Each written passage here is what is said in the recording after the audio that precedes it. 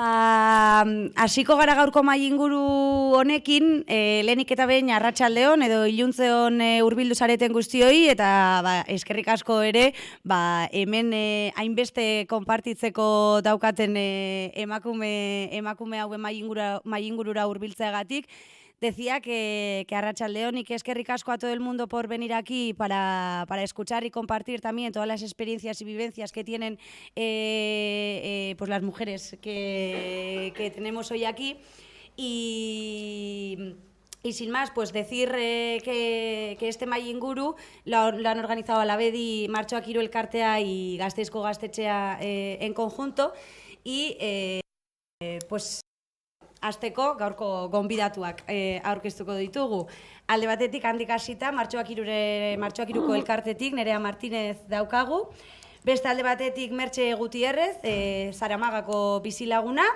Maite Elizondo, fabrika bateko langilea, eta Zurine Rodríguez Lara, Martxoak Hiruko emakumeen inguruko liburu honen, ezagutuko duzuen liburuaren egileetako bat, Nora Miraiez eta Itziar Mujikarekin batera.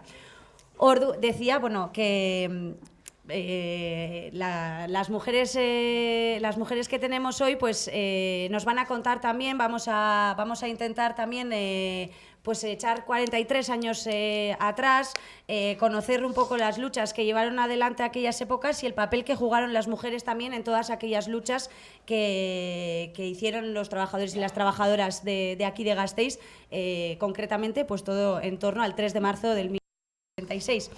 Y para empezar, si os parece bien, pues empezaremos dándole la palabra a Nerea Martínez de Martxoak Hiru Elkartea, porque en la Elkarte también pues tenéis muchas cosas entre manos, badituzue orain egitasmo desberdinak, Martin Villa epaitu kanpaina tartean, Nazio Batuen erakundea, eta beste hainbat kontu. Orduan iruditzen bazaizu, pues hasiko gara zurekin, eskuartean duzuena komentatzeko, eta gero ere sartuko gara pixka bat, pues, a comentar Martxoak Hiru Elkartetik ere, emakumeek egindako lan guztionen bisibilizazioan egin den lana ezagutzeko. Orduan, konta iguzu zertan zaudeten orain Martxoak Hiru Elkartean? Bueno, laburtzen saiatuko naiz, bai, 43. urte hurren honetan hildo ezberdinak, bueno, entzuten da ondo bestela, ez? Ez que bestela, bueno, ondo entzuten da? Entzuten da ondo? Atxetik, bai? Vale. Bai? Bueno, 43. urte hurren honetan, hildo desberdinetan zentratu izan dugu gure lana, edo bidaliz nahi izan dugun mezua, eta esan dutenez, alde batetik nabarmendu nahi izan dugu, zelako garrantzitsua izan den, esanguratsua izan den, Gasteizko udaletxea izatea, lehenengo udaletxea deklaratu izan duenak Martin Villa persona non grata. Hor dago talde lan bat atzean, arte askorenak, ez bakarrik Gasteizkoa, baizik eta Euskal Herriko beste batzuk, adibidez San Fermin 78 eta beste batzuk, eta gero baita ere Kataluniako eta Estatu Espainiarreko beste elkarte batzuk, eta hoiei esker, ez da haiek egindako lan potoloari esker, Gasteizko udaletxeak duela pare bat aste izendatu zuen Martin Villa persona non grata. Guztiok dakizue, Martin Villa izan zela Gasteizko 76ko sarraizki horretako erantzuleetako bat, erantzule nagusienetako bat, eta lotxagarria da ohorekin tratatzen jarraitzea Estatu Espainiarrean. Horregatik, ez da izan bakarrik esatea pertsona non grata dela, baizik eta gainera exigitzen da Zerbini Andreak egindako exhorto horiek bertan epaituta izateko exhorto horiek betetzea. Y toda esta campaña de Martín Villa, y que Martín Villa haya sido declarado persona non grata en el Ayuntamiento de Gasteiz, queremos decir que no es un gran paso, pero ha sido un gran paso que se ha dado gracias al apoyo popular y gracias al movimiento popular y a la fuerza del pueblo de Gasteiz, que lleva 43 años exigiendo que estos hechos no queden impunes. Azkenean beti esaten dugu herria izaten ari dela, edo izan dela beti eta izango dela erakunde publikoen auspoa. Eta nabarmendu nahi dugu eta eskertu nahi diogu ere Gasteizko herriari lorpen esanguratxo honengatik. Gure ustez mugarri bada impunitatearen edo segurgabetasunaren borrokaren kontra. Gero beste asunto bat aipatu beharrekoa da Memoria Gara ekimena. Badakizue eta entzunda izango duzue, izan ere jendearen babesa izugarri izan da, duela hilabete batzuk sortu zala Memoria Gara ekimena, ekimen zabala da, non Gasteizko pertsona ezberdinek parte hartu duten, eta exigitzen dutena, edo eskatzen dutenak San Francisco Eliza izatea memoria eta giza eskubideen zentroa. Ya que la solicitud que ha hecho Memoria Gara es una solicitud ya histórica de la asociación nuestra, de la asociación 3 de marzo, que es recuperar esa iglesia con el valor que tiene para el pueblo, entonces este 43 aniversarios también hemos dado nuestro apoyo a Memoria Gara para que sepa que nosotras también estamos ahí para acompañarles en la lucha para conseguir que esa iglesia sea un centro de derechos humanos y memoria, ¿no? Y lo que hemos pedido durante este 43 aniversario es que las administraciones públicas se pongan las pilas y que realmente den pasos efectivos para que se busque la fórmula adecuada para que esa iglesia, que ahora es de propiedad privada, pues pase a ser de propiedad pública y podamos decidir todas las ciudadanas y todos lo que queramos hacer en ella, ¿no? Y luego en el tema de justicia, comentabas, pues sí, nos hemos encontrado una y otra vez con, ya sabéis, con la impunidad más cruda del Estado español en todos los niveles judiciales, aquí en Euskal Herria, en los juzgados locales y también en el Estado español. Entonces no nos queda otra que ir al Comité de Derechos Humanos de Naciones Unidas y presentar ahí nuestra denuncia, y tal y como hizo en el 2015 este comité, esperemos que deje claro que el Estado español está incumpliendo la legislación internacional. Izan ere, martxoak 3an gertatutakoa gizateriaren aurkako krimen bat da, eta legedi internacionalak dio ezin duela preskribatu eta ezin direla amnistiatu. Estos crímenes no pueden ser ni amnistiados ni prescriben, ¿no? Entonces, ya que lo que dice este tribunal es vinculante y no pasa como en otros tribunales en este comité es vinculante y no pasa como en otros estamentos europeos, que son recomendaciones lo que recibe el Estado español y se las pasa por el forro, digamos, pues esta decisión que tome el tribunal, el Comité de Derechos Humanos, que sea vinculante, esperemos que sea un paso realmente efectivo para lograr terminar con la impunidad. Un poco esas son las tres... Que chapa he dado, ¿no? Perdón. Estas son un poco las tres hiru ildoak landu izan ditugunak urte hurrenean, eta baina nahaztu gabe gure beste lana izan dela egia zabaltzea. Egia zabaldu dugu, bai solasaldi eta hitzaldi ezberdinen bidez, mugitu dugu alde batetik bestera daukagun erakusketa ere, saiatzen gara gure materiala eta dokumentalak eta mugitzen, eta nik uste dut urte hurren honetako pauso garrantzitsu bat izan dela justo zuk eskuartean daukasun liburu hori.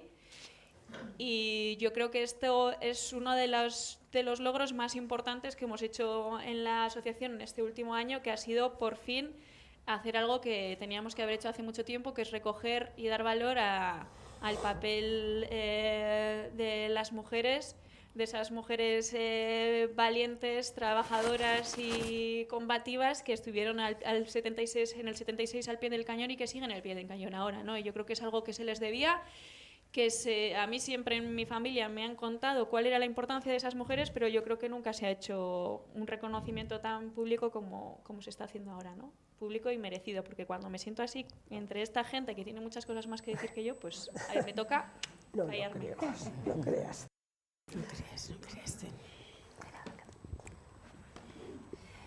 Bueno, nereak berak aipatzen zuen bezala ere, azkeneko urteetan egindako lanaren erakusgarri ere bada, orain gero eta gehiago ezagutzen dugula ere, urte haietan zehar eta handik aurrera ere, martxoaren 3ko bueltan emakumeek izandako paper guztia, horren erakusgarri, también pues no solo hoy tenemos a Maite y a Merche, pero también podemos ver en estas sillas sentadas a otras muchas mujeres también que participaron en aquellas luchas y que, como decía Nerea, han estado al pie del cañón todos estos años. Pero para hablar un poco mejor sobre toda esta historia, pues qué mejor que darle la palabra también a una de las escritoras, periodistas feministas que ha hecho este libro.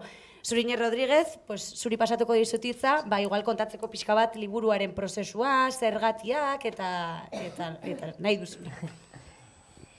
Vale, bueno, arratsalden guztiei, mila esker gerturatzeagatik, azken astetan, behin da gehiagotan hitz egin dugu liburuaz, baina nik uste aurkezpen bakoitza berezia dela, pasadizo, errealitate eta kontu berria dira, eta orduan nik horrelako espazioak edukitzea, netzako kriston opari polita da, eta gaina uste dute lagungarria dela errekonozimendurako eta sanazio kolektibo zein individualerako, ¿no? Decía que las últimas semanas hemos hecho varias presentaciones y que yo siempre que creamos estos espacios tengo la sensación de que no son repetitivos, ¿no? De que siempre salen cosas nuevas, bien sea desde aquí o desde el público, y que son lugares que nos sirven para reparar esa herida abierta que tenemos en Gasteiz de forma individual y también de forma colectiva. Entonces ya en sí este espacio me parece de una carga política importante, ¿no? Yo os voy a contar un poco cómo surge la idea y qué es lo que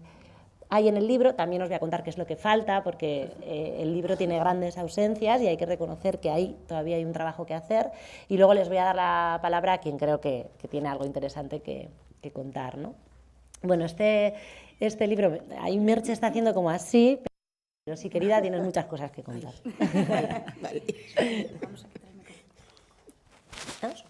Vale, ¿así va bien? Vale. Bueno, decía que este libro surge ya hace un tiempo de una conversación que tenemos en Gasteiz, tanto Nora Itziar como yo, que venimos trabajando mucho tiempo en la memoria histórica y venimos del activismo feminista. Siempre remarcamos que venimos del activismo feminista porque es desde ese feminismo en el que nosotras nos ubicamos, desde el activismo y no desde la institucionalización del feminismo. Y surge un poco porque yo les empecé a hablar de que tenían que hacer los recorridos del 3 de marzo, de que ahí habían participado un montón de tías artistas y qué tal y qué cual, y de repente yo misma me di cuenta que no había hecho una lectura feminista del 3 de marzo y llevaba años trabajando en memoria histórica desde el feminismo, ¿no? Entonces desde ahí contactamos con la asociación, siempre decimos que con una idea vaga de lo que queríamos hacer, porque teníamos la intuición de que existía esta necesidad, pero no sabíamos hasta qué punto era una intuición nuestra y de que nosotras siempre creemos que hay necesidad de recoger las historias de las mujeres, sobre todo y todo el rato, pero era como, bueno, existe esta necesidad en la sociedad, hay esta demanda social, entonces fue como, bueno, vamos a ver, ¿no? Y nos pusimos un objetivo que fue, vamos a intentar contactar con 12, 13 mujeres, vamos a intentar entrevistarlas en profundidad, a ver qué material tenemos, y para ello abrimos un email, pedimos a la gente de la asociación del 3 de marzo que nos ayudase a distribuir la petición de testimonios, y nuestra sorpresa fue, nosotras nos habíamos puesto un EPE de un mes para acceder a esos 12 contactos, habíamos hecho un poco una selección de qué tipo de perfiles, a qué tipo de mujeres queríamos llegar, y nuestra sorpresa fue cuando en menos de 2 semanas teníamos más de 40 peticiones de entrevista. Entonces esto nos llevó a la idea de confirmar que esta intuición nuestra no solo era una intuición, sino que era, por un lado, una necesidad y por otro lado una demanda, y entonces dijimos, bueno, vale, no es nuestra paranoia, esto es real, ¿no?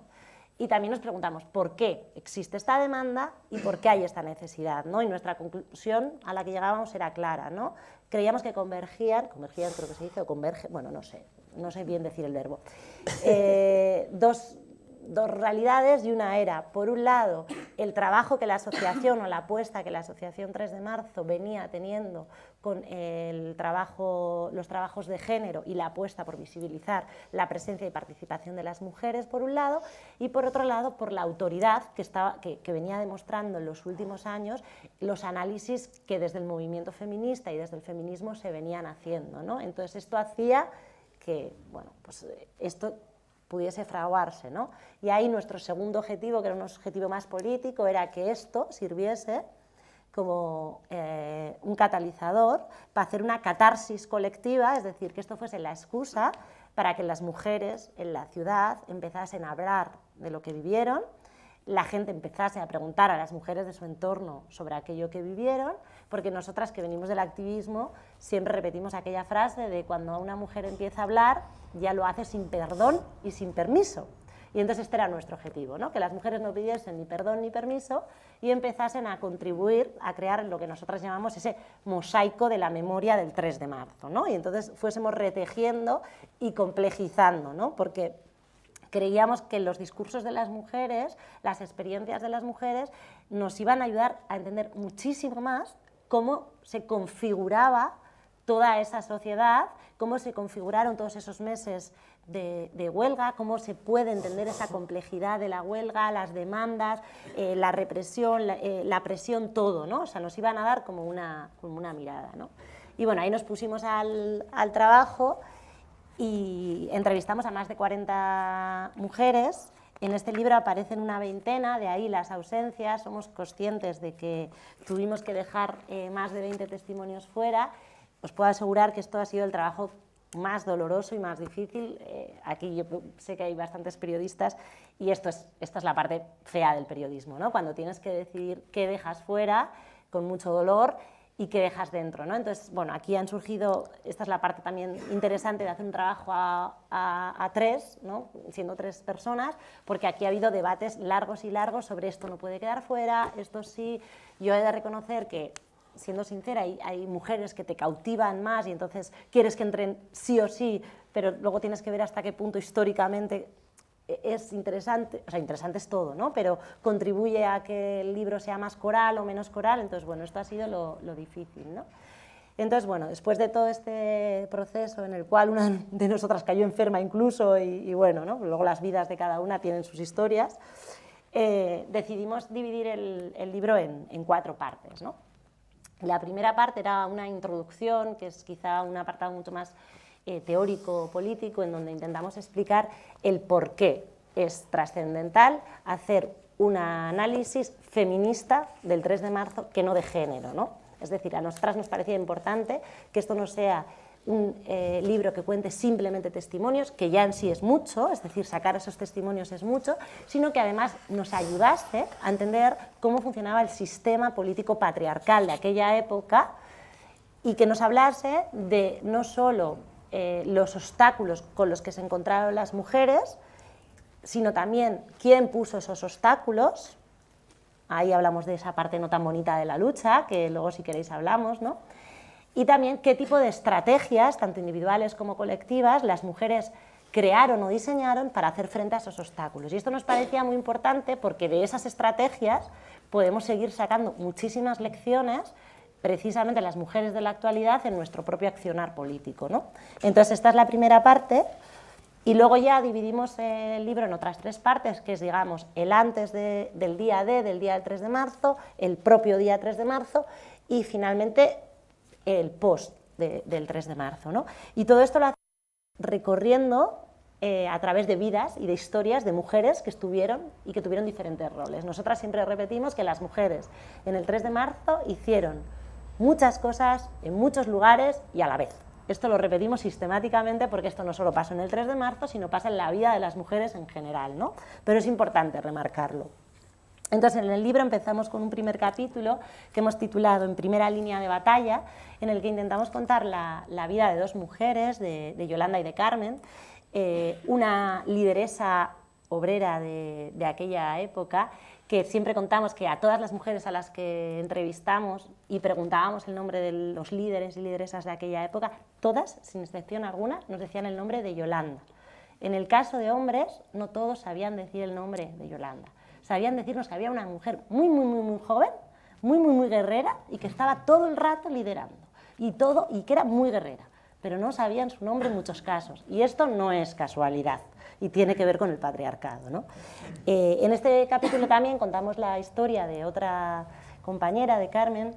Ella es la compañera sentimental de otro de los líderes de aquellas protestas, y también es pediatra. Quisimos a través de ella entrar por un lado en hospitales y por otro lado en la casa y en la vida de una persona que es la compañera de quien en ese momento está ocupando el espacio público y liderando, ¿no? Y cómo afecta eso a la gestión del cotidiano y de la vida, ¿no? Después, en el siguiente capítulo también de esta segunda parte, que hemos titulado Entre máquinas, barricadas y conciencia, nos adentramos en las fábricas que hemos llamado las fábricas de hombres.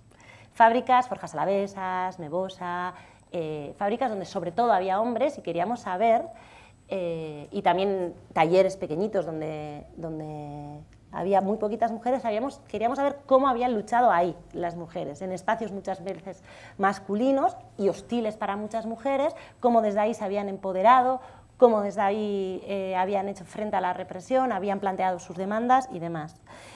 En el último capítulo de esta parte hablamos de lo que para mí es una de las grandes deudas que la ciudad tiene con aquellas luchas, que son las trabajadoras de Areitio, que algunas están por aquí, que yo sé que les da mucha vergüenza hablar, entonces no voy a decir dónde están, pero que están por aquí, que luego las animo a hablar.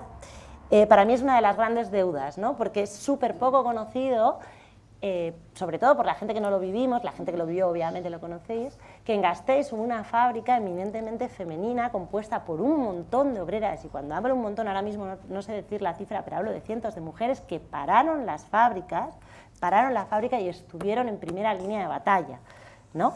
Y el imaginario colectivo no es el de hombres con bata, o sea, mujeres con bata o mujeres con buzo, cruzando barricadas, enfrentando a los esquiroles. Este no es el imaginario colectivo que queda de esas huelgas, pero esto existió, ¿no? Entonces, para mí es una de las grandes deudas. Después pasamos a una segunda parte, voy a ir terminando rápido, ¿eh?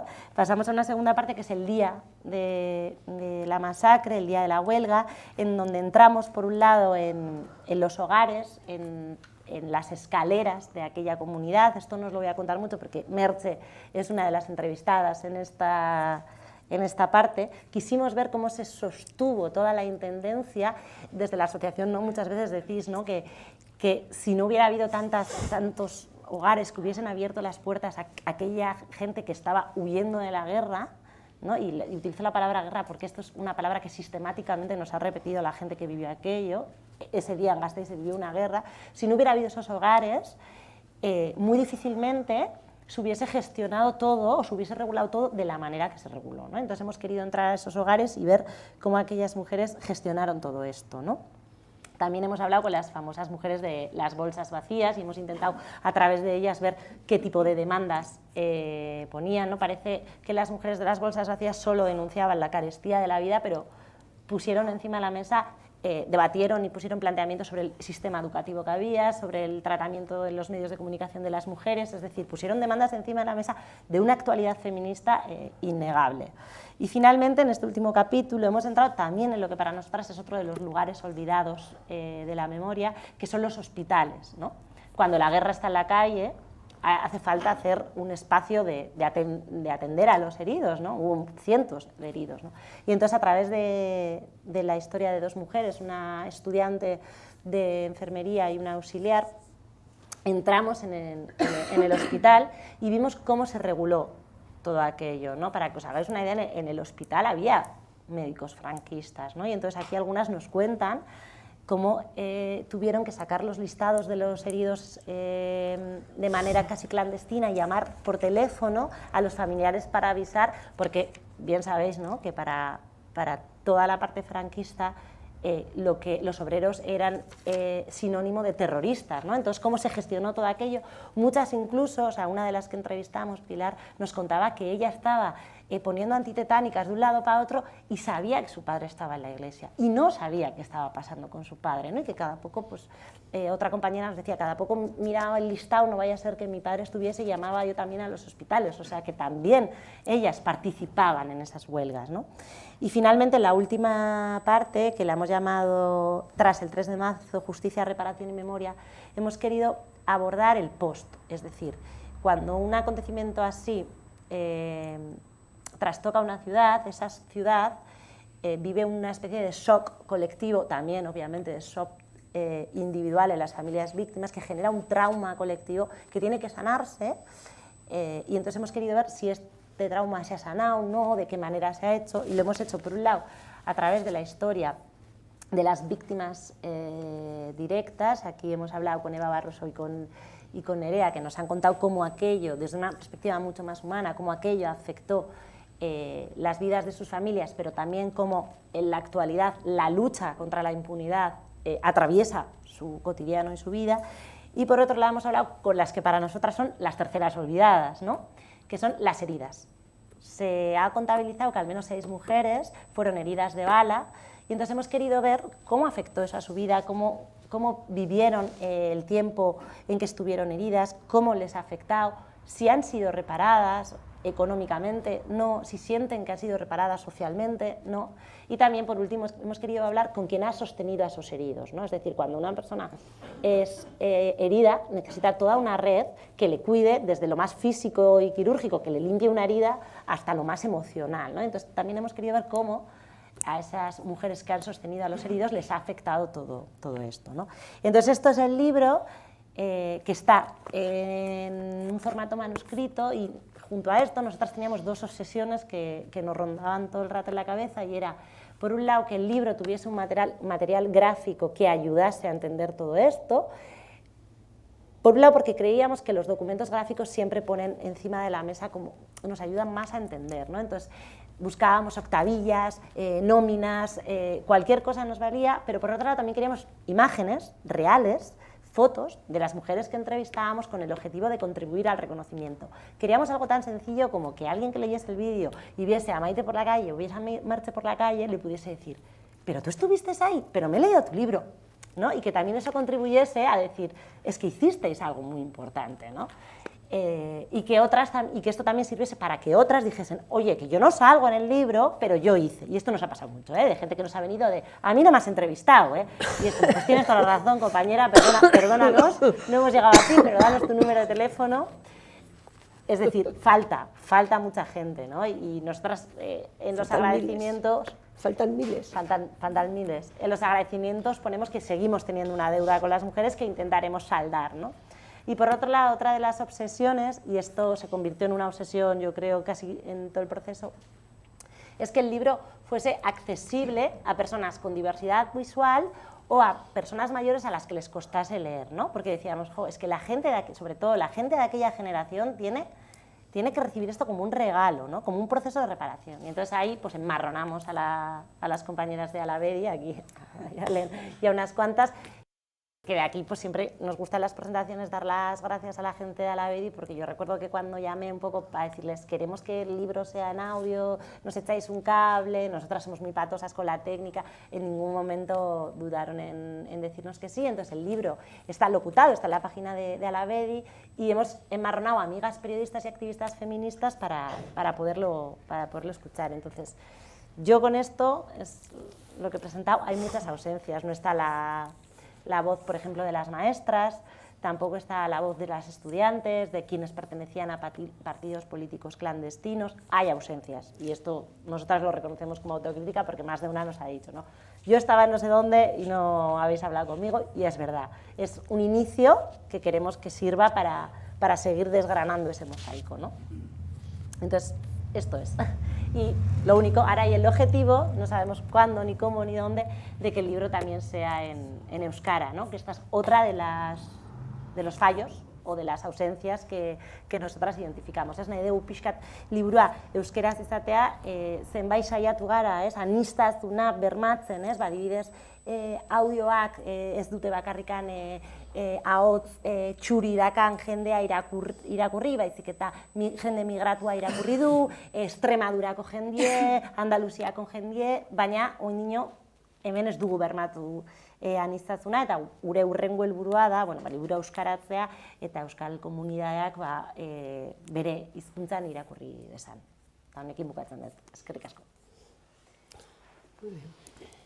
Bueno, horixe liburuari dagokionean, baina liburuko protagonistak esan bezala emakumeak dira, eta Merche tenemos aquí a Merche y a Maite, entonces pues os vamos a dar la palabra a vosotras. No sé, igual Suriñe, ya que tú has tenido unas cuantas conversaciones con ellas también para hacer el libro, pues os voy a dejar un poco a las tres también para que vayáis viendo, ¿no? Un poco pues por dónde queréis empezar, a qué queréis subrayar más o... Bueno, yo tengo el micro, esto es. Vale, pues yo voy a empezar un poco contando cómo conocí a cada una de vosotras y a partir de ahí vamos a crear así como una especie de espacio íntimo en el que no se note mucho que hay mucha gente escuchándonos y vamos a empezar a contar nuestras vidas para que nos dé un poquito menos de vergüenza. He dicho antes también, si otras mujeres se animan también a contar sus experiencias, a corregir lo que o lo que sea, pues adelante. Claro que sí. Bueno, yo voy a empezar contando cómo conocí a Merche.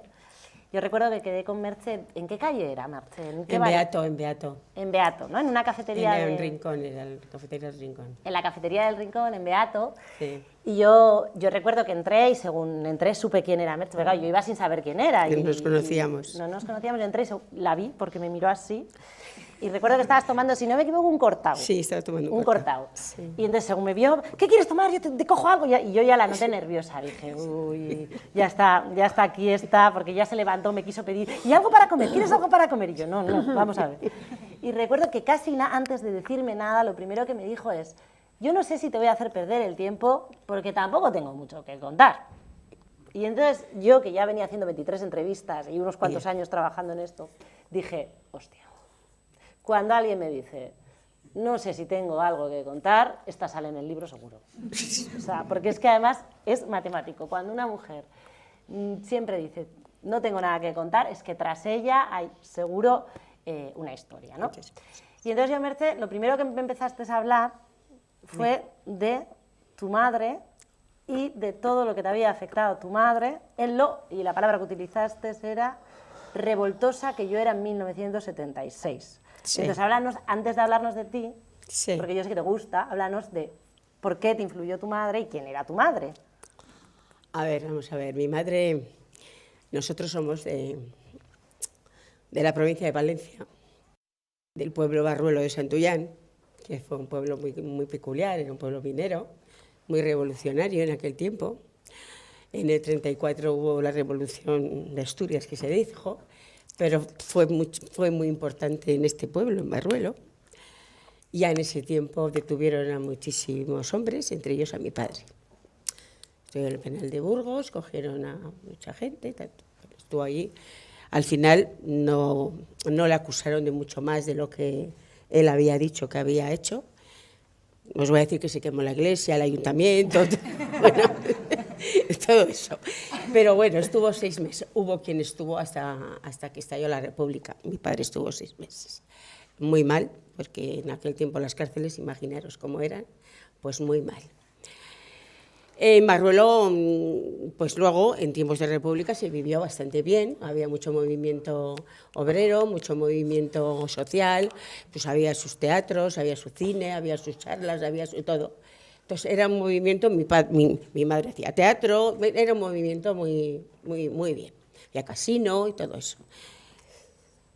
Pasó pues que llegó lo que llegó. Y claro, allí salieron los franquistas, cogieron enseguida al pueblo y los otros tuvieron que marcharse.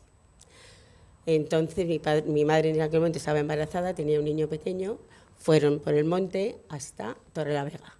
Mi padre ya se había marchado, también para Santander, bueno, toda esa historia que al final... Luego mi madre, o sea, les cogieron presos, ya estuvo esto preso mi padre, todo el tiempo de la guerra. Estuvo en la batalla del Ebro, hasta Valencia, todo eso, le tocó todo eso, pero en batallón de trabajadores, preso. Mi madre, al contrario, y mi abuela y mis tías, pues eso sí que fue una odisea, porque fueron refugiadas. Cuando yo les veo ahora por la carretera andando a estos refugiados por ahí, las guerras de Siria y de todo eso, pues así anduvieron, porque así anduvieron. Entonces, ya a partir de ahí les llevaron a Asturias, Santander, allí tuvo la niña, se le murió, y luego les llevaron a Ribadesella, de Ribadesella les metieron en un barco, fueron para Francia, les bombardearon, volvieron, bueno, una odisea que al final por la zona de Francia entraron en Barcelona por Bo, y entonces ahí estuvieron del resto de la guerra. Cuando terminó la guerra, pues mi madre no sabía ni dónde estaba mi padre, se vino para Zumárraga con mi abuela y mis tías, y fueron toda la familia, las mujeres, a Zumárraga. Pero antes tenían que pasar por Barruelo. En el libro se dice que mi madre, es verdad, eran muy liberales, no se casó nunca. Lo que pasa es que encima, como se quemó el ayuntamiento y la iglesia, pues también había papeles. Luego tuvieron que renovar todos los papeles y todas las cosas, pero bueno. Entonces fue a Barruelo, y mi madre sí fue a Barruelo conmigo, porque ellos querían, o sea, mi madre quería ir a Barruelo. En mi casa no hubo un día de mi vida que no se hablaría de Barruelo. No en mi casa, en toda mi familia. Barruelo para nosotros fue primordial. Yo no conocía, de hecho sí nací en Barruelo, curioso. Pero mi hermana 4 años mayor que yo nació en Zumárraga. Pero es que mi madre volvió y mi padre quiso volver otra vez a trabajar en Barruelo. Por supuesto que no la admitieron. ¿Y tú viviste en Zumárraga? Yo viví en Zumárraga. Muchos años, sí. Y luego... Exactamente. Entonces yo viví en Zumárraga hasta que me casé. Yo me casé en Zumárraga y me vine para Vitoria. Mi marido era de aquí y me vine a Vitoria. Y antes nos contabas en el café, mientras tomaba, porque hemos estado antes tomando un café, sí. Y nos decía que Zaramaga, que es a donde fuisteis a vivir, fuimos a vivir. Sobre todo era un barrio lleno de madres jóvenes con niños. Todas éramos Cuéntanos jóvenes. Un poco cómo era esa Todo, Zaramaga. o sea, la vida de Zaramaga era pues todas las madres jóvenes en el parque con los niños, pues allí teníamos un parque, yo vivía en la calle Vitoria, era calle Amurrio, pero era esa zona, teníamos un parque estupendo, y estaban los niños, todo el día estábamos en la calle, todo el día.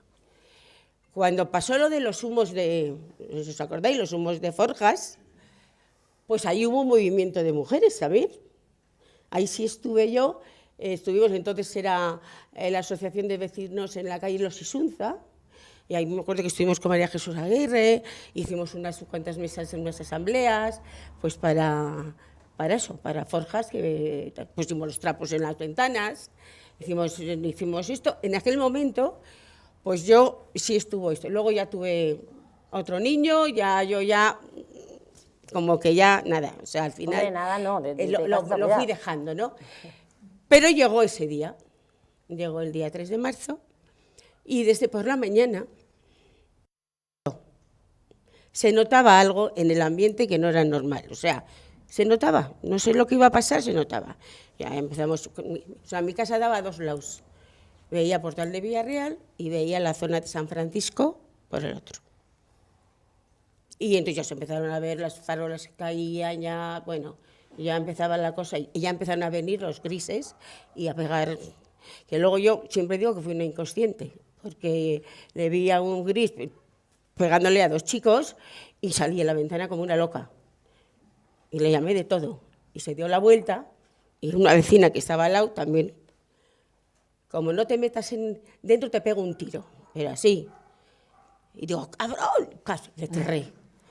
Y yo decía pero Merche, pero digo, pues eso, al final luego, después de lo que pasó, de lo que nos enteramos, pues sí fue una inconsciente, porque yo tenía a mi niño al lado, yo tenía a mi niño sentado en una silla. A esto, el otro era más mayor, pero al pequeño estaba esto y yo pues vigilándole, ¿no? Pero bueno, ya pasó, ya estábamos comiendo y empezamos a oír jaleo. Entonces habían puesto una barricada, lo que era Fermín Lassuén, todavía no había empezado la asamblea. Habían puesto una barricada y habían prendido fuego. Entonces, un coche de estos 4 latas, pues ya sabes, hay gente que se pasó. A los obreros no les gustó y le siguieron. Dio la vuelta por lo que hoy es Telefónica, hasta lo que rascacielos de Michelin, y ahí le pegaron vuelta al coche. Y yo, como soy una loca, pues bajé como una loca a la calle y aparecieron los grises, dando. Se bajaron de los coches como locos y yo pues, me di la vuelta en donde me di cuenta que ahí está mi hijo, estaba ahí. Le tenía listo conmigo. Me había seguido. ¿Tu hijo? Mi hijo. Me había seguido y estaba ya al lado mío. ¿Cuántos años tenía? Entonces tenía 6. Sí, había nacido en el 70, 6. Yo que le veo, le agarro y llego al puesto y dice, es que se me ha caído la zapatilla. Oye, pues una zapatilla, no le iba a comprar otra zapatilla. Pues corrí entre pelotas de goma, entre no sé qué, corría por la zapatilla. Y me metí para adentro. Y luego ya estuvimos pues todo el tiempo de ventana a ventana. Yo veía cómo pasaba gente a la asamblea.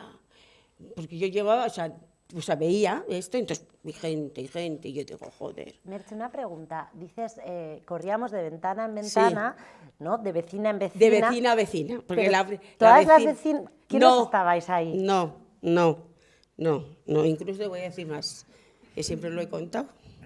Estaba el marido de la vecina, que no se levantó en toda la tarde del sofá, con un saco de pipas así. Y yo le decía, y le digo yo, ¿qué hostias estás haciendo aquí? Pero que están pegando tiros. Le decía, ¿qué hostias me de tiros? Que están pegando tiros. Claro, yo tenía la radio puesta en el, esto siempre ponía, en el dial de la policía. Siempre había algo y yo ponía. Me enteraba de todo. Yo no salía, pero yo me enteraba. Entonces, nada, pues cogí y en esto digo, por favor, que no voy a decir nombres porque es mejor. Total que... Ahora, vecinas, nadie. Luego sí tuve vecinas que a ver cómo se me había ocurrido abrir el portal. Pero claro, yo vi salir de la iglesia que venían ahogados. Y justo al lado de mi portal estaban sentados en el suelo. Entonces les dije, subir para arriba.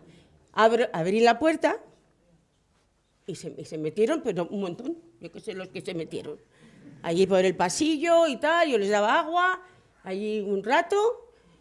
Y tengo un recuerdo de una cosa, que nada más marcharse, fíjate lo que corrió la noticia, que nada más marcharse los obreros, me llamó a mí una tía mía de Estepona. Oye, sobrina, ¿qué pasa ahí? Estoy oyendo que hay muertos en Vitoria. Justo se acababan de marchar. Y digo, chica, qué rapidez. O sea, yo aquí no sé qué radio tendrían, pero desde luego lo escuchó mi tía. Que yo no soy de Andalucía, pero tenía tías ahí en aquel tiempo. Y nada, y yo hice eso y ya está. Y luego al día siguiente en el parque pues me pusieron verde. ¿Ya ves por qué había abierto la puerta? Yo no voy a abrir yo la puerta de mi casa, quien quiera. ¿Ha pasado algo? Pues ya está, pues ya la. Y eso es todo lo que hice. Y esa es mi vida. Poco, ¿no? Entre otras muchas cosas. Sí, viví 14 años en Zaramaga, muy a gusto, muy a gusto. ¿Y qué supuso para ti todo aquello, Merche? Bueno, yo estuve, al final sí que fue, me acuerdo que luego a la tarde, cuando terminó todo, me marché, le dije a mi marido, oye, quédate aquí, porque mi marido no estaba en el asunto, pero yo sí, mi marido es más tranquilo, entonces, quédate esto, que yo me marcho. Y me fui. Y desde luego, lo que yo vi en aquella calle, que serían las 8, todavía era de día, era desolación pura desolación. Era todo piedras, no se veía el bordillo de la acera, y me metí en la iglesia y era toda oscuridad. Los botes de humo se notaban en las paredes y tal. Luego ya cerraron la iglesia, pero yo llegué a verlo. Porque luego fue el de las pipas, que se preparó y se marchó a ver lo que había pasado. Y vine y digo, hostia, joder, ha tenido que haber mucho jaleo. Y digo, tú lo que no tienes es vergüenza. Pero no vio la iglesia, no vio esto, porque ya la cerraron. Pero yo sí llegué a ver la iglesia como estaba. Y la verdad es que luego, pues eso. Pues yo estuve unos años yendo a las manifestaciones durante un tiempo. Y luego ya al final te vas alejando porque ya tienes tus niños y tus cosas y castolas y tus cosas que ya pues vas perdiendo, pero sí te deja huella, sí. Y yo creo que dejó huella en mi familia también. Bueno, luego si no podemos animar a su familia a que Bueno, tengo aquí a mi hija y a mi hijo.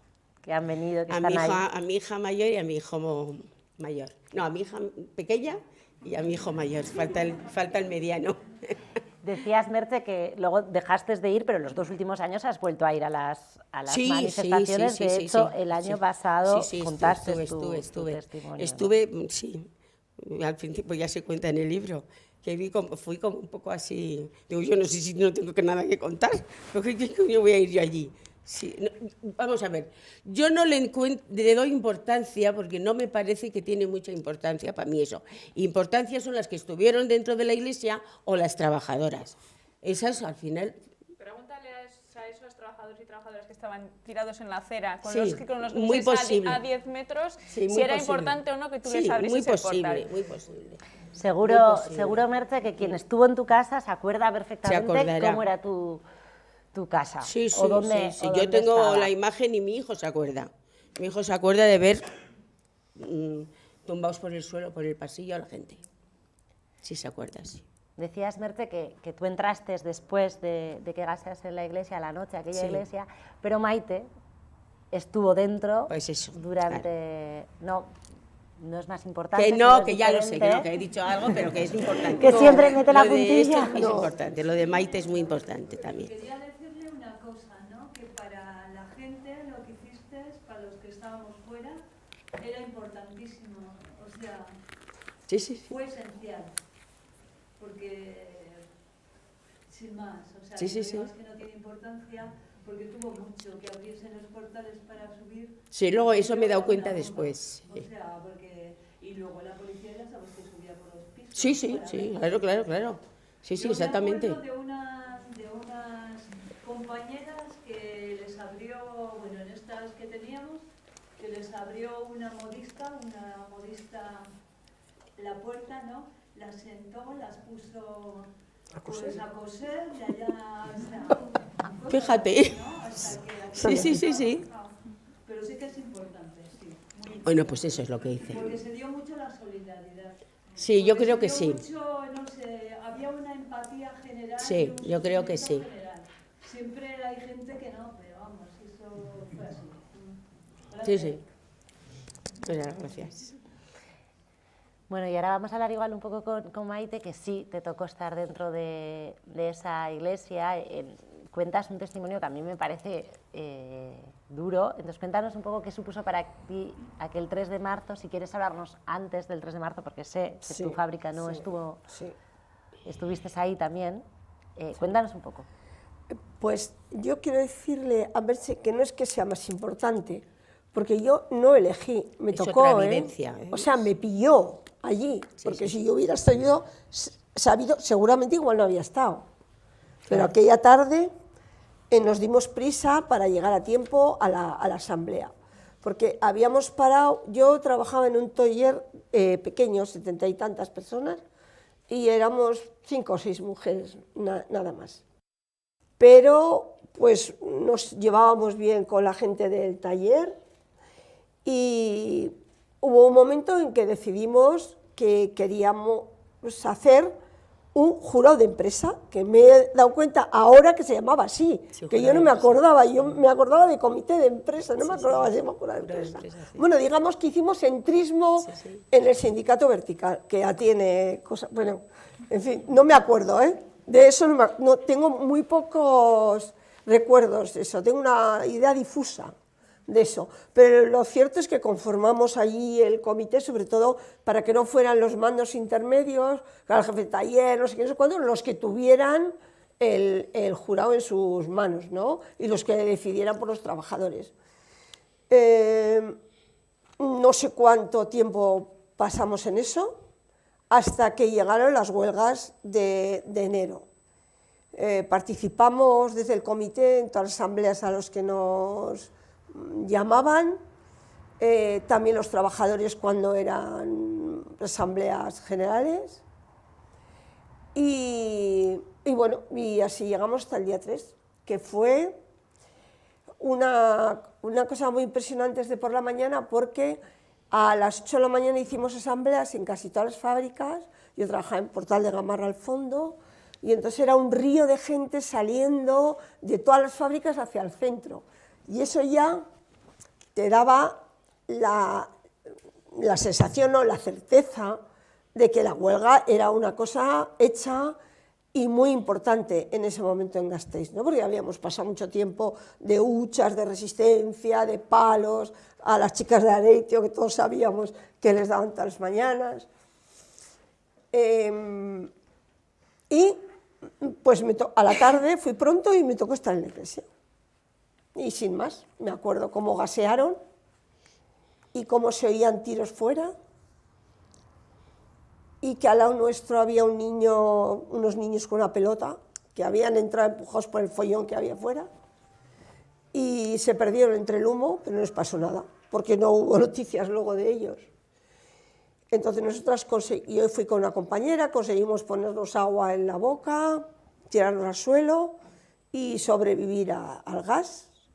Lo que pasa es que hubo un momento en que, bueno, poco a poco arrastrándonos llegamos a la sacristía, donde había muchísimo menos gas, pero antes de llegar a la sacristía estábamos ya muy sofocadas, muy ahogadas, respirábamos muy mal. Y yo pensé que tenía que hacer una elección, que era salir a los tiros o quedarme ahí tumbada en el suelo. Y decidí que me quedaba tumbada en el suelo, que pasara lo que pasara, ¿no? Ese momento lo recuerdo como de mucho miedo. Luego ya no. De todo este proceso lo único que me ha quedado hasta hoy es rabia. Ya no he vuelto a tener miedo, he tenido siempre rabia. Por eso a veces me pongo tan enfadada y tan rabiosa. Con eso y con muchas otras cosas. Bueno, fue un momento que a la gente que participamos nos enseñó cómo trabajar en solidaridad, porque fue un movimiento esencialmente solidario y además asambleario, en el que la gente participábamos y participaron nuestras familias. En mi caso concreto, mi familia fue una familia muy solidaria. De ellas aprendí, ¿no? Porque mi casa era una casa abierta, en mi casa entraba todo el mundo y además hacíamos tertulias eternas, comíamos, merendábamos, cenábamos y seguíamos dándole al rollo, porque había muchas cosas que contarnos, no exactamente solo de la huelga, sino de todo lo anterior, de la transición, y en mi casa todo eso pues se hablaba mucho y mis padres abrieron mucho la casa, ¿no? Además yo tenía una tía soltera, nacida en 1902, vais a pensar, ¿esto qué tiene que ver? Pues tiene que ver mucho, porque esta mujer empezó a trabajar en 1920 en la Telefónica y fue una mujer trabajadora hasta el 65. Entonces yo tenía un modelo en mi casa de una mujer que trabajaba fuera de casa y que era dueña de su propio dinero. Y a mí eso me pareció muy importante. De una manera intuitiva, yo percibía que eso era mejor, que mi madre era una persona que cuidó a todo el mundo, a los abuelos, a los tíos, a los primos, a nosotros, a no sé quién, pero que era una mujer que no había conseguido hacer lo que ella quería y que no quiso eso para nosotras. Nos dijo, no, vosotras tenéis que ir a estudiar y a trabajar. Entonces en mi familia, las dos hermanas mayores empezamos a trabajar con 18 años o así, pues hicimos formación profesional para que luego mis hermanos pudieran ir a la universidad, como pasó en tantísimas familias, ¿no? Pero mi madre tuvo especial empeño en que nosotras tuviéramos una vida propia, que no fuéramos dependientes, que tuviéramos nuestro propio dinero. A mí, pues no sé si porque eso lo aprendí en ese momento o por qué, bueno, luego porque he leído a Virginia Woolf y a otra gente que plantea el tema del dinero que necesitamos las mujeres para vivir, de la habitación propia, de lo importante que es tener independencia económica,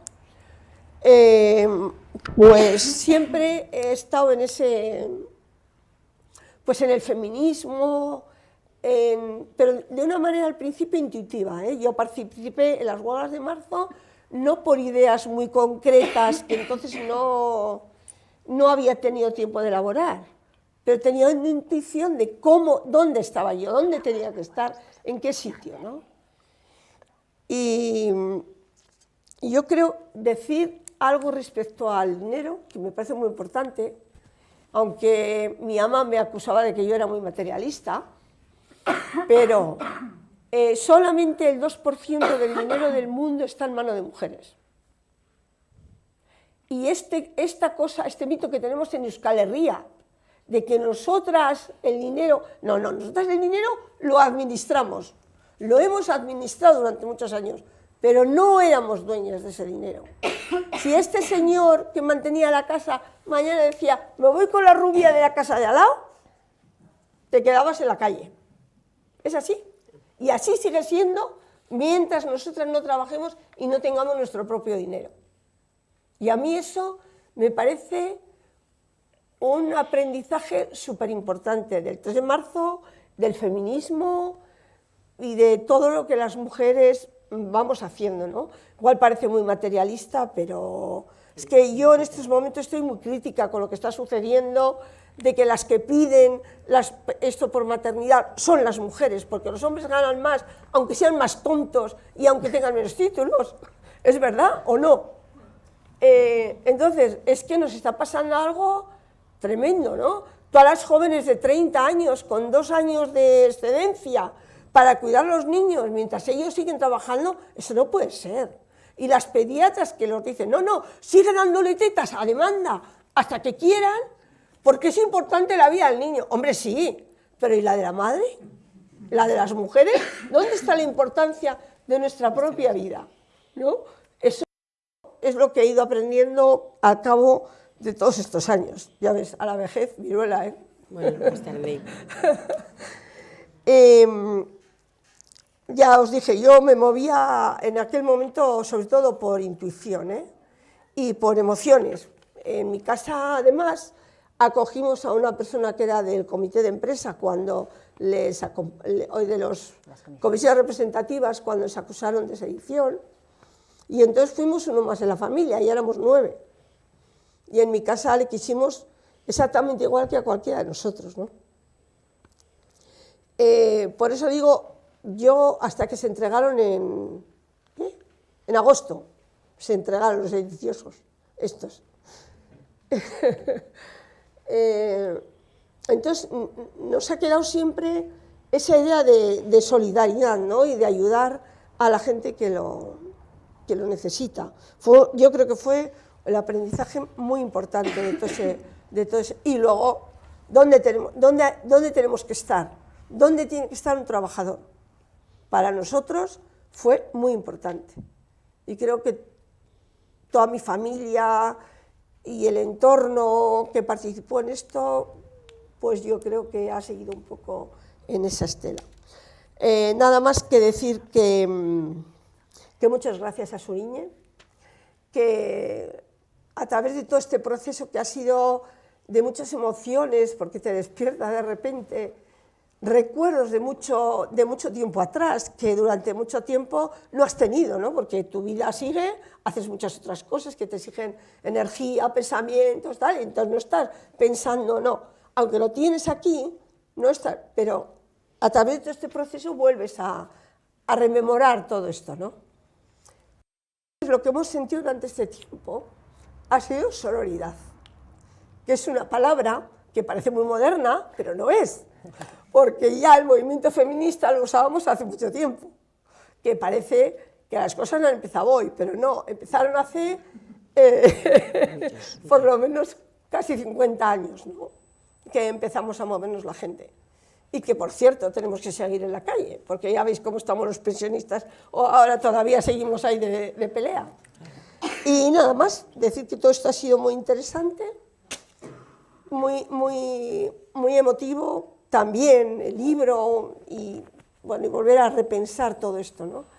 Y que de todas formas de esto nunca me quedó miedo, solo me ha quedado rabia.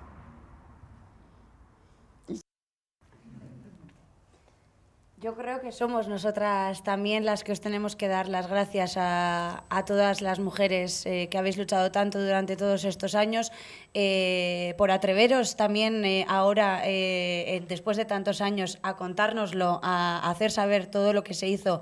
Y si alguien tenía alguna duda de la importancia que tiene hacer estas cosas, pues yo creo que le habrá quedado muy, muy claro de la gran importancia que tiene después de haber escuchado estas experiencias y estas lecturas políticas también de toda la situación y de toda la historia, para ir profundizando también en la memoria histórica con la importancia que tiene eso para seguir luchando hoy en día también los mismos valores que tenéis vosotras. Antes hemos dicho también pues, que había muchas mujeres aquí, aparte de Merche y Maite también, que vivieron aquellas épocas, otras que no la han vivido también, pero que también tendrán cosas que aportar o que decir. Entonces, si os parece bien, pues os vamos a dar la palabra al público, ¿no? Pues si tenéis apuntes, algo que contar, preguntas, lo que veáis mejor.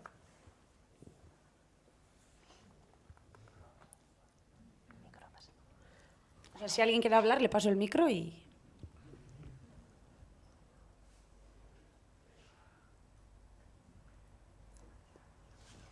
Si queréis, mientras vamos pensando, igual le voy a pasar la palabra a Nerea también, ¿no? Porque desde Marchó Akiru también se ha hecho mucho trabajo en los últimos años también con el tema de las mujeres. El año pasado la manifestación también del 3 de marzo, el mismo día 3 de marzo, pues se caracterizó un poco también con toda la lucha de las mujeres. También había huelga feminista a pocos días del 3 de marzo y este año pues coincide. Igual. Y no sé, te voy a pasar la palabra para que nos cuentes también un poco cómo habéis vivido también desde el carte del 3 de marzo, pues ahora otra vez poner en primera línea a todo ese trabajo que han hecho las mujeres y la importancia que le dais a todo esto. Bueno, yo creo que habla por sí mismo el que ellas cuenten su experiencia. Dices, hostia, ¿por qué todo esto no le hemos dado la importancia que teníamos que haberle dado antes, ¿no? Y sí que es verdad que llevamos unos años, empezamos ya con el Memorial de Zaramaga, que fue, bueno, es una visita audioguiada por el barrio de Zaramaga, en el que cuenta las luchas y se cuenta también un poco ese papel de las mujeres. Tiene un papel muy importante dentro del relato de la audioguía. Y todas las instalaciones artísticas que están en el barrio de Zaramaga fueron hechas por mujeres también, ¿no? Y quisimos hace 2 aniversarios empezar un poco a trabajar la memoria desde el punto de vista feminista en el 3 de marzo, ¿no? Ya este libro ya yo creo que ha dado vuelta a todo, ha dejado claro que si no hubiese sido por la lucha de esas mujeres, el 3 de marzo no hubiera tenido la fuerza que tuvo, ¿no? A mí en casa mi tío siempre me lo decía, ¿no? Que si las mujeres no hubieran seguido ahí adelante en la huelga duro, él siempre dice, sí, duro, si ellas no hubieran seguido para adelante, la huelga se hubiera caído mucho antes y no hubiera tenido la fuerza que tuvo, ¿no? Y el movimiento asambleario, lo mismo, sin su participación. Y con respecto a las luchas, pues yo creo que en el 76 lo que se estaba pidiendo es un cambio, una ruptura con el sistema, cuando desde el Estado español se apostaba por la reforma y todavía no hemos dado esa ruptura por el sistema, ¿no? Seguimos en un sistema capitalista, en un sistema fascista, en un sistema heteropatriarcal, y hasta que no hagamos esa ruptura, que es precisamente también lo que se está pidiendo para la huelga del viernes, del 8 de marzo, que es una ruptura con el sistema capitalista y heteropatriarcal, hasta que no hagamos eso, no vamos a conseguir los objetivos. Entonces yo creo que los objetivos por los que se luchaba en el 76 son los mismos por los que tenemos que seguir luchando todas ahora, y la lucha feminista pues eso, el sistema en el que queramos hacer, si no es feminista, no va a dejar de ser fascista, ¿no? Entonces, por eso yo creo que también en el 3 de marzo intentamos siempre hacer un guiño pues, a la huelga feminista, porque nos parece un pilar esencial en la lucha para el cambio de sistema. O sea, yo no quiero un cambio de sistema quiero un cambio de un sistema fascista a una democracia verdadera, ¿no? Quiero un cambio de un sistema capitalista a un sistema socialista, pero también quiero que el sistema en el que viva yo y mis compañeras dentro de unos años sea feminista, ¿no? Entonces estamos, yo creo que todas en esa misma lucha. Y venga, que se anime la gente por ahí, que hay mucha gente con muchas cosas para decir. Es que igual Estamos en familia. Es que igual como están un poquito con la luz apagada, Sí, se han quedado un poco dormidas y les da vergüenza hablar. Yo veo desde aquí, mira, a Bego, a Elsa, Itziar, mucha gente veo. Ah, eso es. Luego, Bueno, espera, no quiero micrófono. Si quieres que diga algo, si me ayudas preguntando, si puedo contestar. Claro que sí, claro que sí. Yo una mandada. Si ella que tiene experiencia en entrevistarlas a todas, pues sí. Yo una mandada, lo que tú me digas, Olga. Yo lo que tú me digas. Bueno, pues ella es una de las trabajadoras de Areitio. Ella y quien está a su vera, que sé que no se quiere levantar, pero bueno, que se han puesto al final, muy bien. Yo, de verdad, lo repito siempre, porque yo cuando llegué a vosotras, yo de Areitio había oído hablar poco o nada y sentí una fuerza que yo dije, estas señoras no han descansado todavía, ¿no? Y entonces, cuéntanos qué era Areitio, un poco para quien no la conozca, así como muy brevemente.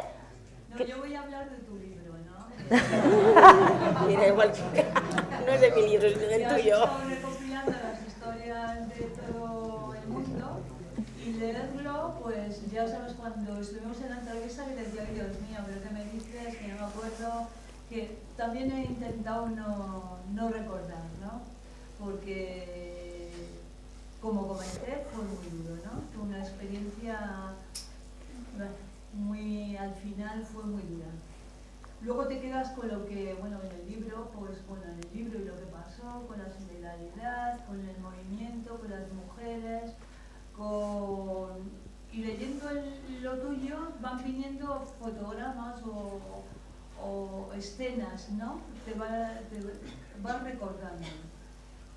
Y no sé lo que quiero decir. Lo que quiero decir es que está muy bien lo que has hecho, que está, ya le he dicho, no sé cómo te llamas, Merche. que lo de las puertas y que nos abriesen y todo eso fue Sí. estupendo. Que cuando hablamos en ese libro, nosotras en realidad pertenecíamos a las comisiones, bueno, una parte a las comisiones representativas, que había 18 chicas en la comisión de la empresa, que cada 4 o cada tal se iban dividiendo entre las cosas como era lo que yo. Bueno, entre diferentes, cada cual se encargaba de una zona, ¿no? Que quiero remarcar que aparte nosotros que estábamos en las representativas, al final teníamos mucho movimiento para ir, para venir, pero que nuestra gente, nuestra asamblea maravillosa, nuestras personas, como tenían todo el tiempo libre, pues iban con las señoras de las cestas, iban a donde pillaba, a la manifestación que podían ir, ¿no? Luego también una cosa que yo no sé si comentamos, que había personas, o sea, gente, chicas, que no tenían más que 17. Te dije, ahí está eso. Cuéntalo. Vale, no, pues que no eran mayores de edad y entonces en su casa les obligaban a que no hiciesen huelga, o sea, no eras independiente para decir, bueno, para trabajar sí, pero para ser autónoma no. Es que esto suena como ahora como un poco que las obligaban a ir a trabajar, bueno, que las obligaron a ir a trabajar, vamos. Es raro. Así suena como a película de ¿qué me están contando, ¿no? O sea, y yo no tengo nada más que decir, que agradecer a mis compañeras, sobre todo, que estuviesen allá y que ahora según lo veo, pues fue muy hermoso. Sí. Y que, no sé, fuimos las que salimos, fuimos las mujeres y después pues fueron saliendo poquito a poco a goteo, ¿no? Pues algún hombre que otro, habría alguna gente en oficinas que quería salir pero eran solos, pero al final también cuando vinieron, que creo que lo que contamos en el libro, quisieron dirigir ellos, ¿no? O sea, decir, bueno, primero entrarnos y después dirigir. Y yo creo que andaban muy despistados y muy descolocados, porque antes las cosas eran mucho más diferentes que ahora, ¿no? Los tíos eran los tíos y las tías éramos, pues lo que éramos. Menores de edad, pues nada. menores de edad, toda la vida. Pero no se lo pusisteis fácil, ¿no? No les dejasteis dirigir. ¿Pero qué dices? No. Claro que no. Estar en la calle tanto tiempo y tan...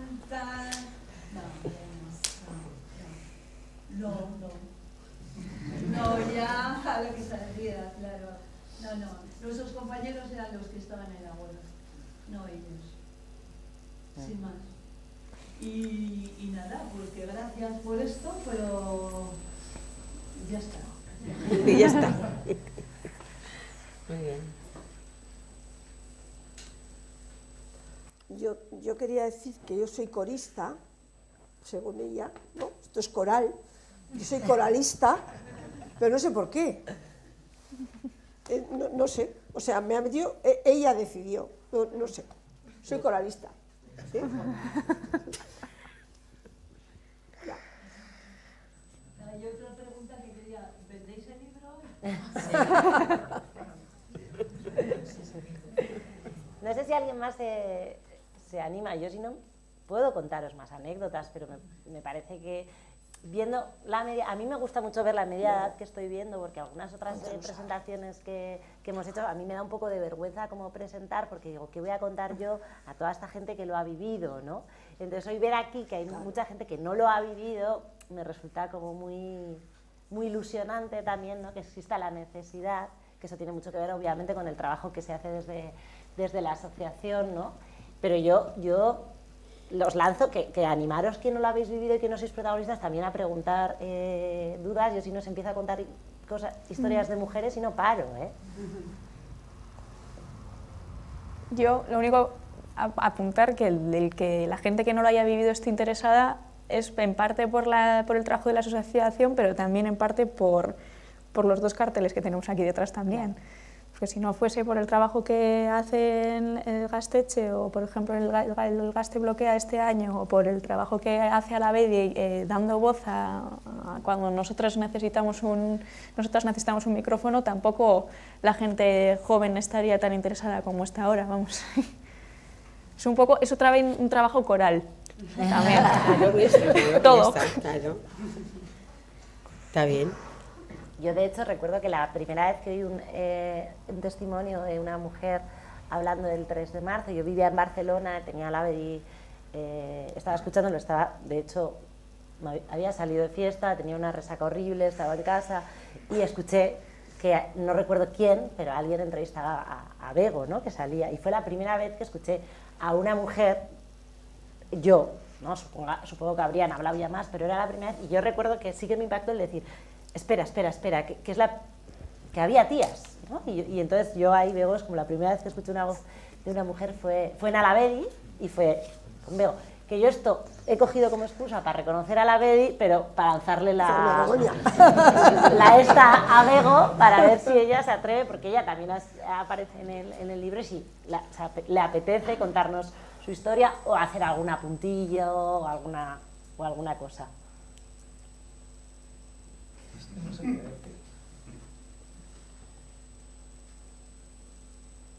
Bueno, ¿Qué hacías entonces? ¿Qué bien de hiciste periodista, entonces? claro que sí. Pues iba a la asamblea de las mujeres, iba a las movidas, íbamos a esperar a los esquiroles para gritarles, Por ejemplo. y yo qué sé, pues lo hacía todo el mundo, más o menos.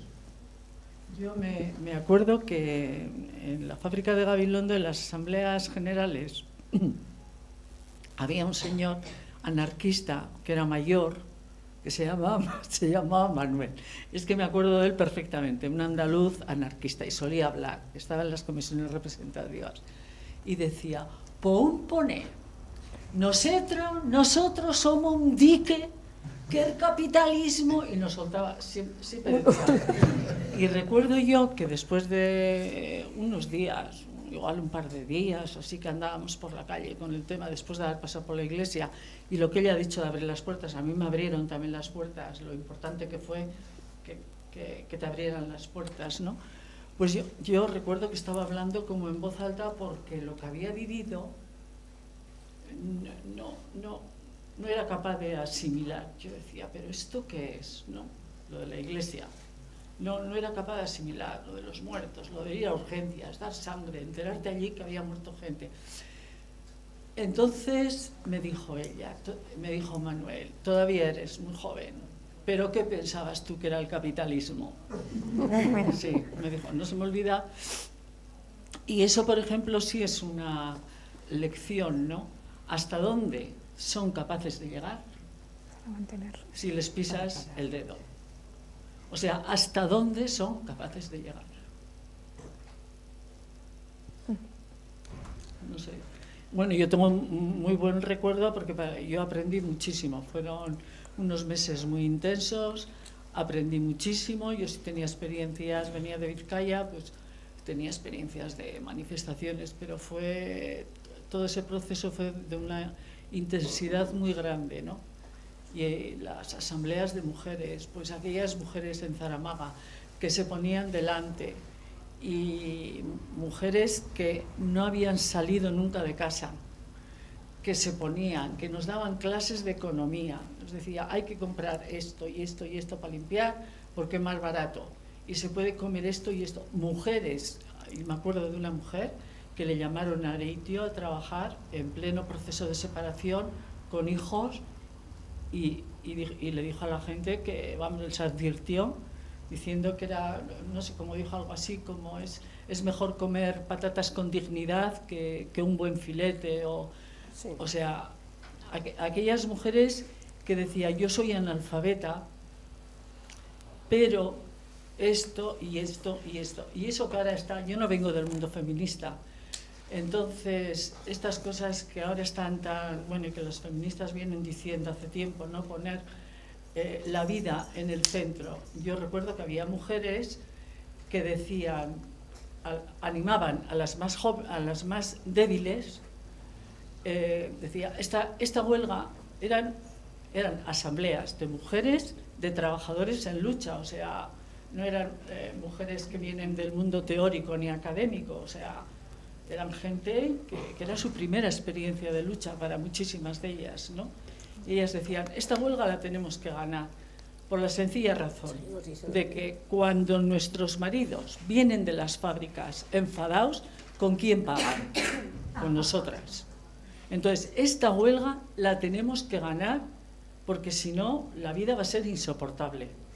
O sea, son cosas que se me quedaron pues muy grabadas, ¿no? De estas mujeres, la capacidad que tenían de ir a negociar, a que no se les cobre las bares a los chavales, los bares que daban de comer a algunos chavales, de hablar con las autoridades, de ponerse al frente, ¿no? Estar en las comisiones representativas, o sea, la capacidad que tenían sin ninguna experiencia de ningún tipo, ¿no? O sea, bueno, me parece que ya he hablado demasiado.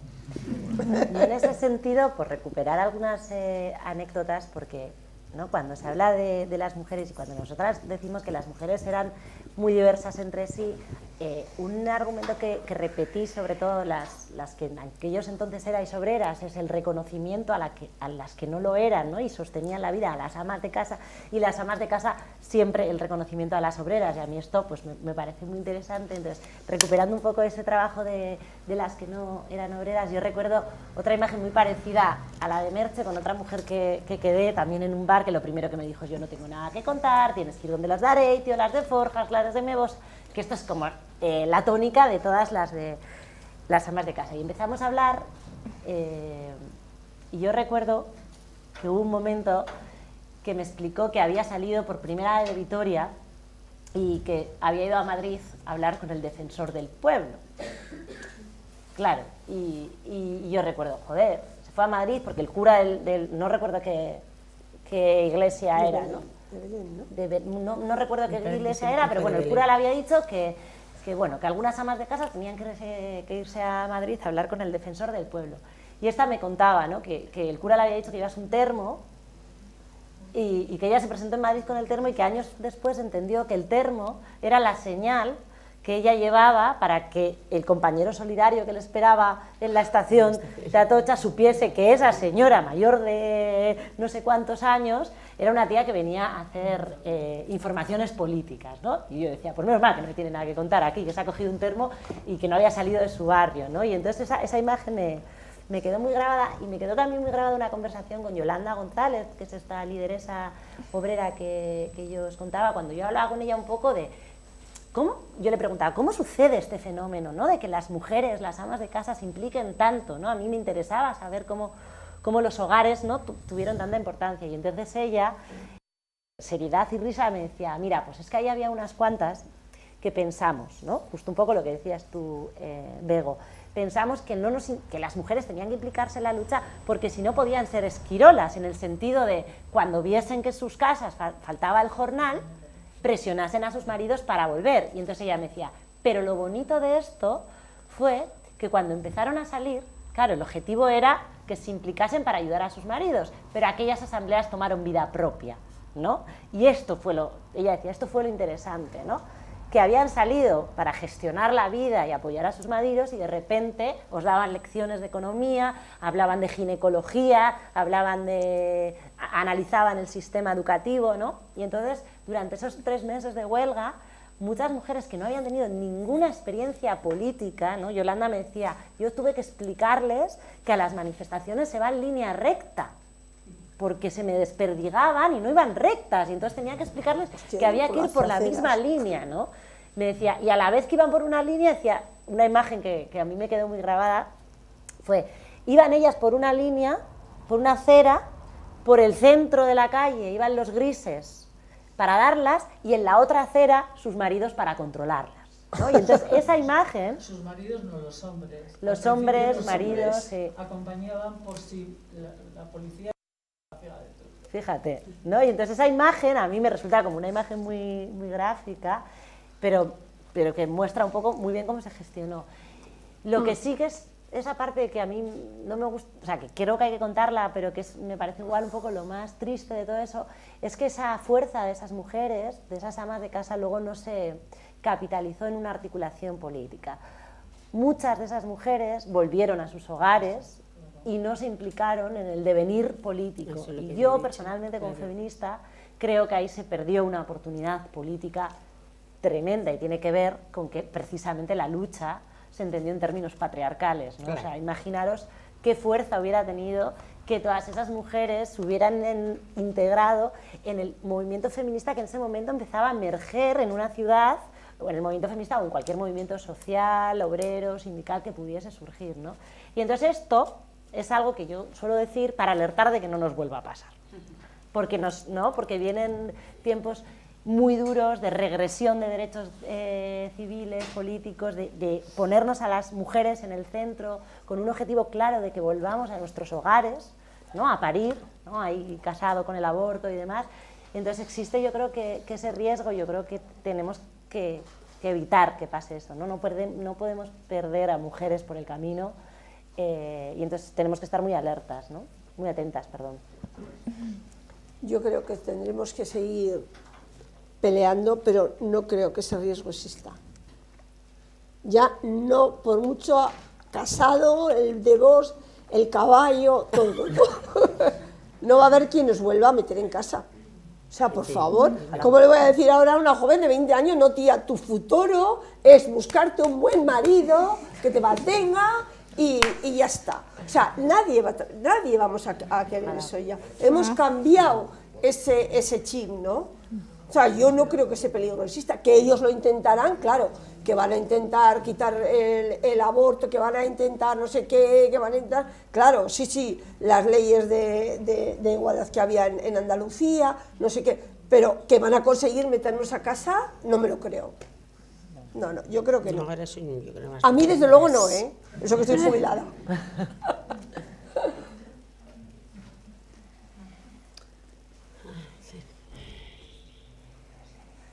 Pero sí están intentando un retroceso, ¿no? Sí están. Yo vi mucha juventud el día del 3 de marzo, muchísima. Me di cuenta allí en la Plaza de los Fueros que todo lo que me rodeaba alrededor era gente joven. Chicas, chicos, sí. Lo comenté a mi hija además, digo, uy, cuánta gente joven hay.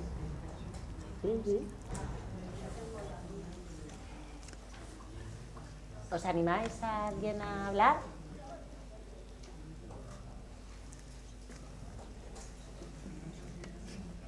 Pues no. O sea, que me Sí, digamos. ahí está Elsa, que se anima, que ya la he visto yo. Venga, que llevo venga, todo el rato intentando venga, hacer.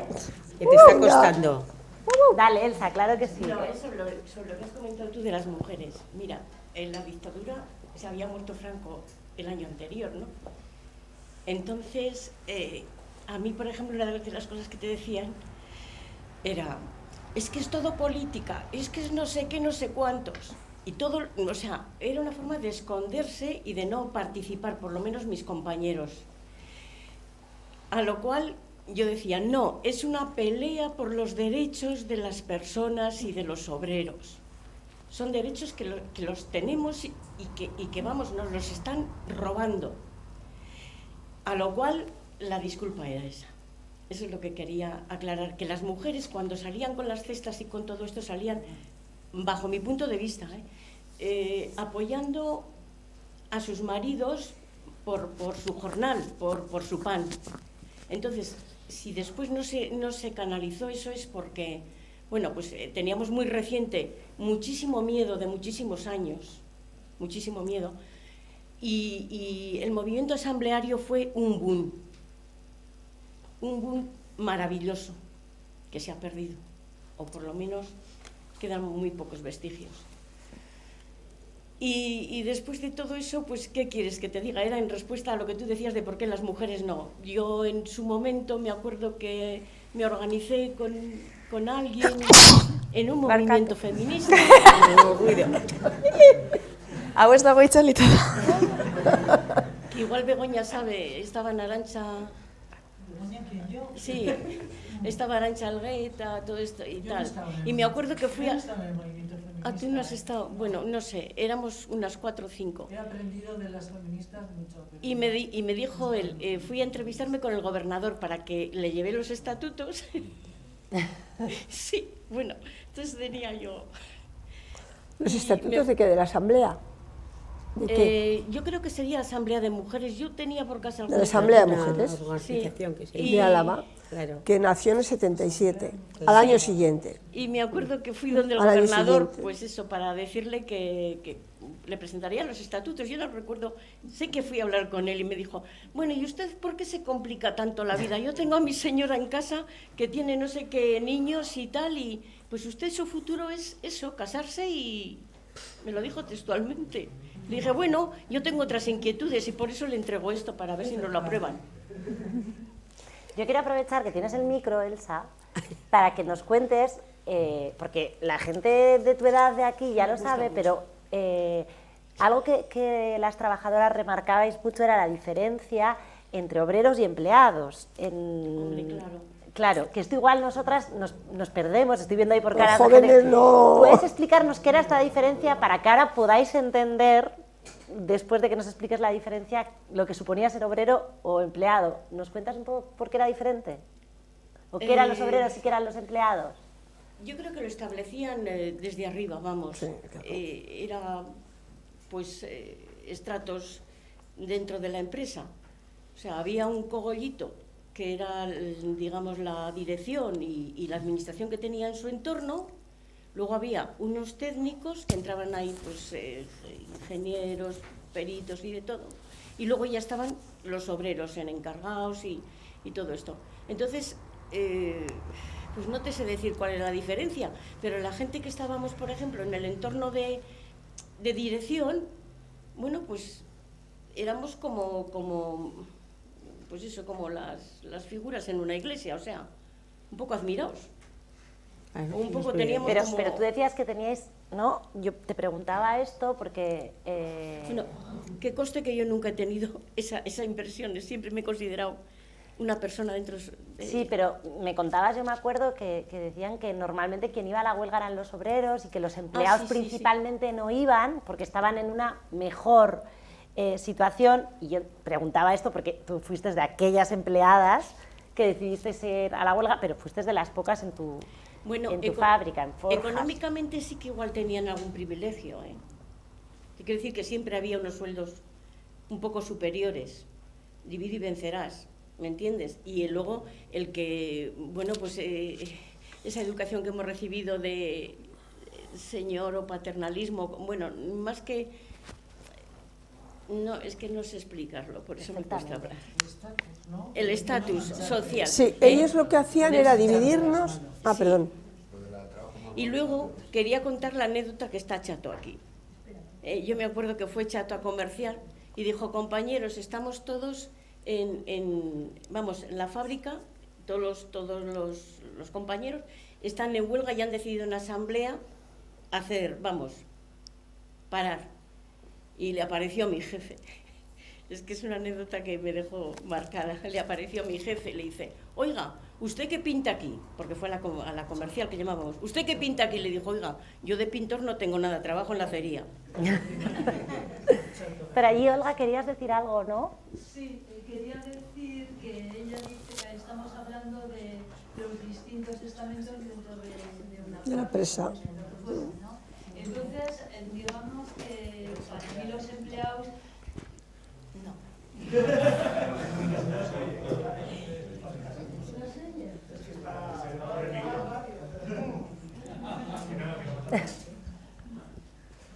Bueno, a ver, te conté que teníamos como dos referentes de estos republicanos que siempre nos decían, sí, venga, va. Había una señora y un señor, ¿no? Entonces el señor era anarquista y decía, tú le pones a un obrero una papelera y una silla y ya no se te mueven. Entonces esa es una. Los empleados eran, digamos que eran, pues chicos, los que estaban bien allá, ¿no? Después venían los técnicos, como dice ella, y después venían los obreros. Pero después venían las obreras. Ah, eso está muy bien para recalcar.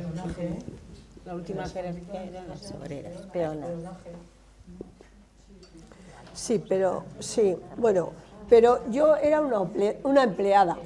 Yo era una empleada.